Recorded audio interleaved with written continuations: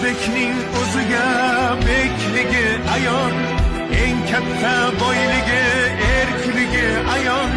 Xalqining boshiga ish tushsa qachon, halovat beyligin unutgan bobom.